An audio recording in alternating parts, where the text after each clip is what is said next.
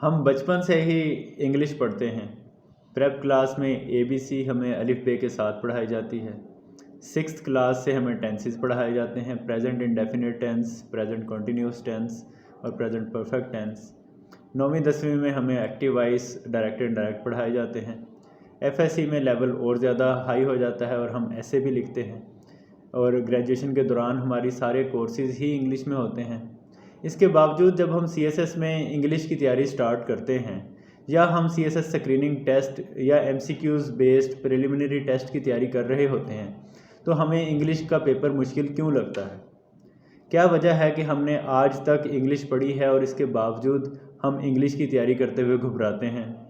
और मैं अपना जो सेशन इंग्लिश प्रेसी एंड कॉम्पोजिशन या इंग्लिश ग्रामर एंड कॉम्पोजिशन पढ़ाता हूँ CSS के लिए और CSS स्क्रीनिंग टेस्ट के लिए, उसमें मैं किस तरीके से इंग्लिश पढ़ाऊँगा जिसके अंदर आपको दोबारा इंग्लिश से रिलेटेड परेशानी नहीं होगी। अगर आप ये सब जानना चाहते हैं तो इसका जवाब इस वीडियो में है।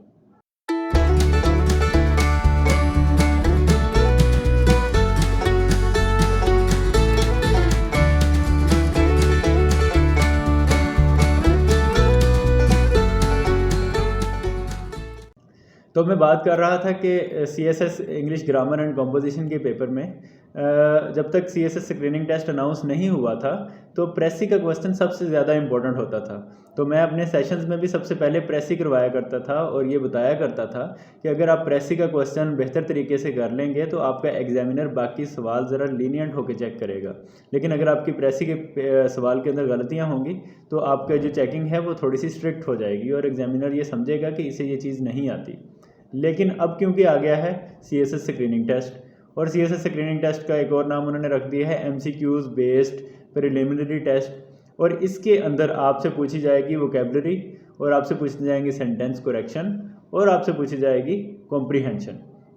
अब वोकेबलरी जो है, सिनोनिम्स एंटोनिम्स जो हैं, उनकी तो आप जितनी मर्ज़ी लंबी लिस्ट तैयार कर लें, याद कर लें, उनको रट्टा लगा लें, लेकिन ये कोई कंफर्म नहीं है कि आपसे कौन से वाले वर्ड्स पूछे जाएंगे। इसलिए इसकी तैयारी तो आपको करनी चाहिए साथ साथ। लेकिन जो चीज़ इम्पोर्टेंट है वो ये है कि अगर आप सेंटेंस करेक्शन और कॉम्प्रीहेंशन बेहतर तरीके से तैयार कर लेते हैं तो आप इस बात की श्योरिटी रख सकते हैं कि आपके 10 मार्क्स एटलीस्ट जो है वो आ जाएंगे CSS स्क्रीनिंग टेस्ट के अंदर। बाकी 10 मार्क्स की वोकेबलरी आप अगर थोड़ी थोड़ी करके तैयार करते जाएं तो होपफुली आती जाएगी। तो इस तरीके के साथ आप CSS स्क्रीनिंग टेस्ट में ज़्यादा अच्छे नंबर ले सकते हैं या पास हो सकते हैं। उसके बाद फिर अगला मरहला आएगा मेन एग्ज़ाम का, और मेन एग्ज़ाम के अंदर क्या होगा, आपके प्रेसी का क्वेश्चन सबसे ज़्यादा इंपॉर्टेंट होगा। इसलिए मैंने अपना जो सेशन डिज़ाइन किया है उसमें मैंने सबसे टॉप प्रायोरिटी जो है वो सेंटेंस करेक्शन को रख दी है। और सिर्फ सेंटेंस करेक्शन ये नहीं कि उसमें वर्ब सही कर लें, फ्रेज सही कर लें, नाउन सही कर लें, क्लॉजेस बेहतर आ जाएं, नहीं, उसके अलावा पंक्चुएशन और उसके अलावा प्रेपोजिशंस का यूज़ जो है वो भी सेंटेंस करेक्शन के अंदर मैं लेकर आऊँगा। और अपने 10 सेशंस में से जो फर्स्ट 5 सेशंस होंगे उसमें हम यही करेंगे जो आपको CSS स्क्रीनिंग टेस्ट में हेल्प करेंगे पास होने में। 3 दिन हम CSS की सेंटेंस करेक्शन करेंगे पास्ट पेपर से, और 30 to 40 ऐसी गलतियां निकाल लेंगे जो हर साल आपसे पूछी जाती हैं या स्टूडेंट्स नॉर्मली करते हैं। तो इस तरीके से क्या होगा कि आप इस चीज़ के ऊपर श्योर हो जाएंगे कि ये वाली गलतियां जो हैं आप इस एग्ज़ाम में नहीं करेंगे। और यही गलतियां मैंने अपनी एक वेबसाइट के ऊपर भी दी हुई हैं, उन्हीं को एक्सप्लेन करूंगा बेहतर तरीके से और कुछ चीज़ें मज़ीद ऐड करूंगा। और ये आपके पास वेबसाइट का जो पेज होगा ये हमेशा के लिए रहेगा, और आप जब भी कुछ लिखने लगेंगे तो ये वाली गलतियां अपनी क्लियर कर लेंगे। जिस वेबसाइट का मैं जिक्र कर रहा हूँ उसका लिंक भी डिस्क्रिप्शन में अवेलेबल है, लेकिन जाहिर है कि सिर्फ वेबसाइट के पेज से पढ़कर आपको जो है सारी गलतियाँ क्लियर नहीं होंगी जब तक हम उनकी प्रैक्टिकल इम्प्लीकेशन ना देखें। इसके अलावा मैं आपको डेली सेंटेंस करेक्शन के लेक्चर के बाद असाइनमेंट दिया करूंगा जो अगले लेक्चर से पहले आपने सबमिट करवानी होगी गूगल क्लासरूम के ऊपर, और वहाँ मैं आपकी गलतियाँ निकाल के बताया करूँगा कि आपने इधर गलती की है और इधर नहीं की और ये ठीक लिखा है, और ज़्यादा बेहतर किस तरीके से आप बना सकते हैं अपनी सेंटेंस करेक्शन को। तो फर्स्ट 3 सेशंस हो जाएंगे बेसिक मिस्टेक्स निकालने के। 4th सेशन जो होगा वो हो जाएगा प्रेपोजिशन से related, on, off, at, in, under, ये वाले जो वर्ड्स हैं इंग्लिश के, ये अक्सर हम लोग गलत बोलते हैं, अक्सर गलत यूज़ करते हैं, जिसकी वजह से हमारे बहुत सारे मार्क्स कटते हैं।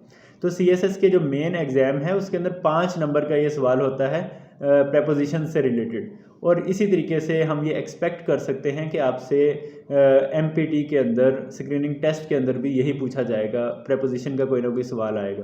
तो हम उसके ऊपर एफर्ट्स करेंगे, देखेंगे क्या रूल्स हैं, किस तरीके के साथ हम कर सकते हैं। और क्योंकि जैसा कि मेरा कहना है कि सिर्फ रूल्स बता देने से आप कभी भी नहीं सीख सकते, आप प्रैक्टिस के साथ सीखते हैं। तो आपको होमवर्क मिलेगा उस दिन कि आप प्रेपोजिशन के ये वाले सवाल हल करके आएँ। सब लोग डिफरेंट होमवर्क करेंगे, मैं चेक करूंगा, सब लोगों को पता चलेगा कि फ़लाँ की क्या गलती थी, फ़लाँ की क्या गलती थी। और आप जो 30-40 लोग क्लास में होंगे वो सब लोग एक ही गो के अंदर, एक ही असाइनमेंट के थ्रू बहुत कुछ सीख सकेंगे। और ये एक्सटेंडेड लर्निंग हो जाएगी। अगर 1.25 घंटे या 1.5 घंटे का मैं लेक्चर ले रहा हूँ तो उसके बाद भी आपके पास काम करने के लिए कोई वर्कलोड होगा, जिसकी वजह से आप मज़ीद बिज़ी रहेंगे और सेशन सिर्फ टीचिंग तक महदूद नहीं रहेगा बल्कि हैंड्स ऑन प्रैक्टिस तक आ जाएगा। उसके अगले दिन जो 5th डे होगा, उस दिन मैं आपको करवाऊँगा पंक्चुएशन की गलतियाँ जो हैं वो आप ऐसे में भी बहुत ज़्यादा करते हैं। प्रेसी का जो मेन एग्ज़ाम है ग्रामर एंड कंपोजिशन का, उसके अंदर भी आपसे पंक्चुएशन का 5 नंबर का सवाल आता है। और उसके अलावा मे बी आपसे CSS स्क्रीनिंग टेस्ट या MPT के अंदर ये चीज़ें पूछी जाएँ। उसके अलावा जो लोग 1 पेपर की तैयारी कर रहे हैं असिस्टेंट डायरेक्टर के लिए या कस्टम्स इंस्पेक्टर के लिए या कोई और जिसके अंदर इंग्लिश का 1 डे का पेपर जो है वो इन्वॉल्व होता है, जिसके अंदर इंग्लिश के MCQs इन्वॉल्व होते हैं, तो आपकी सेंटेंस करेक्शन, आपकी पंक्चुएशन और आपकी प्रेपोजिशंस, ये चीज़ें 5 दिनों के अंदर जो है वो तैयार हो जाएंगी। अगर आप असाइनमेंट करेंगे तो ज़्यादा बेहतर तरीके के साथ जो है वो आप उसको याद कर लेंगे, उसको हैंड्स ऑन प्रैक्टिस करके देख लेंगे और आपके जहन पे वो चीज़ जो है वो नक्श हो जाएगी और दोबारा नहीं भूलेगी। उसके बाद जैसा कि मैंने बताया कि CSS स्क्रीनिंग टेस्ट के अंदर आपसे कॉम्प्रीहेंशन भी पूछा जाएगा। कॉम्प्रीहेंशन क्या होता है? एक पैराग्राफ दिया होता है, उसे आपने पढ़ना होता है और उसके अंदर से क्वेश्चंस के आंसर्स देने होते हैं। ये आपकी इस एबिलिटी को चेक करता है कि क्या आप इंग्लिश की लिखी हुई कोई भी तहरीर जो है उसमें से पूरी समझ रख सकते हैं या आप बगैर समझे ही आगे चले जाते हैं। बहुत सारी चीज़ें ऐसी होती हैं जिनके हमें वर्ड्स मीनिंग्स तो पता होते हैं, लेकिन उनका कलेक्टिव मीनिंग जो होता है या उसके नतीजे में जो हमें चीज़ मिलनी होती है, जो फुल उसका कॉन्टेक्सचुअल मीनिंग होता है, वो समझ नहीं आता।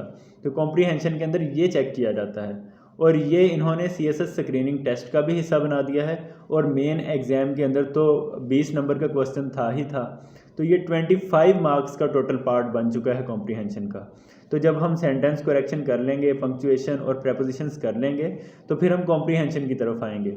और जिस दिन मैं आपको कॉम्प्रीहेंशन करवा दूंगा उस दिन ही आपको असाइनमेंट मिलेगी। आपने किसी पास्ट पेपर का कॉम्प्रीहेंशन तैयार करना होगा और उसके बाद अगले 30 डेज़ तक आप मुझे ये असाइनमेंट सबमिट करवाते जाएंगे।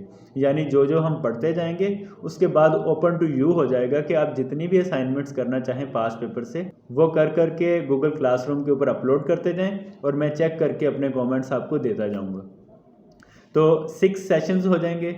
हमारा CSS स्क्रीनिंग टेस्ट की इंग्लिश पार्ट की तैयारी भी हो जाएगी और कुछ हद तक हमारे जो है मेन एग्ज़ाम की तैयारी भी हो चुकी होगी। मेन एग्ज़ाम में 20 मार्क्स की कॉम्प्रीहेंशन, 5 मार्क्स की प्रेपोजिशन, 5 मार्क्स की पंक्चुएशन और 5 मार्क्स की सेंटेंस करेक्शन, यानी कि टोटल 35 मार्क्स की तैयारी जो है वो हमारी फर्स्ट 6 डेज़ में हो जाएगी। लेकिन ये फर्स्ट 6 डेज़ में नहीं होगी जब तक आप असाइनमेंट्स नहीं करेंगे और जब तक आप अगले 30 डेज़ तक मुझे असाइनमेंट्स सबमिट नहीं करवाएंगे जिन्हें मैं चेक करूंगा और आप गौर से उसकी मिस्टेक्स नहीं देखेंगे कि मैंने कौन सी निकाली है। ठीक है, तो ये 6 दिन हो गए, हमारे 35 मार्क्स मेन एग्ज़ाम के तैयार हो गए, मेजर पोर्शन जो है वो हमारा स्क्रीनिंग टेस्ट का तैयार हो गया। उसके बाद आपसे मेन एग्ज़ाम के अंदर 5 मार्क्स के डायरेक्ट इनडायरेक्ट पूछे जाते हैं। हम डायरेक्ट इनडायरेक्ट को एक्सप्लोर करेंगे और देखेंगे कि किस किस तरीके से हम इनको कर सकते हैं। और उसके अलावा मैं सिर्फ अपने लेक्चर्स तक आपको रिस्ट्रिक्ट नहीं करूँगा, बल्कि पहले मैं आपको असाइनमेंट दूंगा कि आप कुछ डायरेक्ट इनडायरेक्ट ही वीडियोस देखें ऑनलाइन, ताकि आपको पता चल जाए और उसके बाद हम उसकी प्रैक्टिस कर सकें, ताकि आपको सारे आइडियाज़ पहले क्लियर हों और हम CSS से रिलेटेड डायरेक्ट इनडायरेक्ट कर सकें। ठीक है, जिस तरह के क्वेश्चंस पूछे जा सकते हैं उस तरह की बात कर सकें। तो ये डायरेक्ट इनडायरेक्ट का पार्ट हो जाएगा। उसके बाद आपके ऊपर ओपन होगा कि आप नेक्स्ट 30 डेज़ तक जितनी भी पास्ट पेपर्स की प्रैक्टिस करना चाहते हैं डायरेक्ट इनडायरेक्ट की, वो आप करते जाएं। उससे अगले जो 2 दिन होंगे वो हम देंगे प्रेसी के ऊपर। प्रेसी का क्वेश्चन तो आपको पता है कि 20 मार्क्स का क्वेश्चन आता है, पहले 25 मार्क्स का आता था। कुछ साल हुए हैं उन्होंने सिलेबस रिवाइज़ किया है और ये अब 20 मार्क्स का कर दिया है। इसके अंदर आपको एक पैराग्राफ दिया जाता है जिसका आपने 1/3 इस तरीके के साथ करना होता है कि आप उसके मीनिंग्स को कॉम्प्रोमाइज़ ना करें। ऐसा ना हो कि कोई बात रह जाए, यानी कि बड़ी बात को छोटी करना है लेकिन सारे पॉइंट्स जो हैं उसके अंदर डिस्कस हुए हों। तो ये बहुत ही ट्रिकी सा क्वेश्चन होता है और ये इसलिए इम्पोर्टेंट है कि हमारे एग्जामिनर्स जो हैं, जो आपका एग्ज़ाम चेक करते हैं, उन्होंने इसे एक बेंचमार्क रखा हुआ है, एक यार्ड स्टिक बनाई हुई है कि अगर इसकी प्रेसी बेहतर है तो इसका पूरा पेपर ही बेहतर होगा, क्योंकि प्रेसी के अंदर पंक्चुएशन भी आ जाती है, प्रेसी के अंदर सही सेंटेंसेस भी लिखने होते हैं, प्रेसी के अंदर आपने इंग्लिश को पढ़ना भी होता है, समझना भी होता है। तो हम 2 डेज़ इस पे देंगे, 2 डेज़ लगाकर हम एक प्रेसी पास पेपर की करेंगे और उसके बाद डेली बेसिस पे आप जितनी प्रेसेस करना चाहें वो करने के बाद मुझे सबमिट करवाते जाएं। मैं चेक करके आपको उसका जो है वो रिज़ल्ट देता जाऊंगा और आपको गलतियों का पता चलता जाएगा। इस तरह से 9 डेज़ के अंदर आपका एक अच्छा खासा चंक तैयार हो जाएगा पेपर का और सिर्फ ट्रांसलेशन रह जाएगी।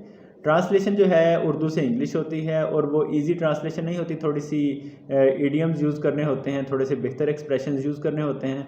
तो हम अगले सेशन के अंदर 2-3 पैराग्राफ्स ट्रांसलेट करके देख लेंगे कि किस तरीके से हम बेहतर ट्रांसलेट कर सकते हैं और मैं आपको रोड मैप बना दूंगा कि अगले 30 डेज़ तक आपने किस किस तरीके के साथ मुझे ट्रांसलेट का क्वेश्चन सॉल्व करके देना है।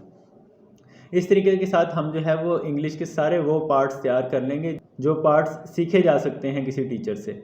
हाँ, वोकेबलरी आपने खुद याद करनी होती है, इडियम्स आपने खुद याद करने होते हैं, फ्रेजल वर्ब्स खुद याद करने होते हैं, पेयर ऑफ वर्ड्स खुद याद करने होते हैं। इनकी मैं आपको लिस्ट दे दूंगा पास्ट पेपर्स की, पहले आप उसे तैयार कर लेंगे, उसके बाद फिर आप इंटरनेट से दूसरी लिस्ट देख लेंगे। जीआरई के वर्ड्स की भी लिस्ट दे दूंगा 1000 वर्ड्स की, वो भी आप डेली बेसिस पे तैयार करेंगे। और अगर आप मेरे सोशल मीडिया चैनल्स देखते हैं फेसबुक के ऊपर, यूट्यूब के ऊपर और इंस्टाग्राम के ऊपर, तो मैं डेली बेसिस पे एक वोकेबलरी का वर्ड अपलोड कर देता हूँ और एक ईडियम भी अपलोड कर देता होता हूँ। तो अगर आप इस चीज़ को भी फॉलो करते रहें तो आपकी वोकेबलरी ऑटोमेटिकली इंप्रूव होगी। फिर मैं जो डॉन न्यूज़पेपर की वीडियोस बनाता हूँ उसके अंदर भी मैं कोई ना कोई वोकेबलरी का वर्ड जो है वो हाईलाइट कर देता हूँ कि ये वर्ड आपके लिए शायद नया हो, इसे आप देख लें। तो इस तरीके के साथ आपकी वोकेबलरी बाय एंड बाय जो है तैयार होती जाएगी। इडियम्स और फ्रेजल वर्ब्स पहले आप पास्ट पेपर्स के तैयार करेंगे, उसके बाद फिर आप जो है इंटरनेट से मज़ीद कॉमन इडियम्स और कॉमन फ्रेजल वर्ब्स तैयार कर लेंगे, इसी तरीके से पेयर ऑफ वर्ड्स। तो ये हमारा जो 10 डेज़ का टीचिंग सेशन होगा वो इधर कंक्लूड हो जाएगा और उसके बाद नेक्स्ट 20 to 25 डेज़ जो होंगे उसके अंदर आप मुझे अपनी असाइनमेंट सबमिट करवाएंगे और मैं उन्हें चेक करके आपको वापस किया करूँगा और उस पर अपने कमेंट्स दिया करूँगा। तो यूँ जो मेरा रोड मैप है पूरा CSS के ग्रामर एंड कॉम्पोजिशन का पेपर तैयार करने का और English part of CSS screening test और उसको तैयार करने के लिए वो सारी चीज़ें जो हैं वो मैं आपको करवाऊँगा।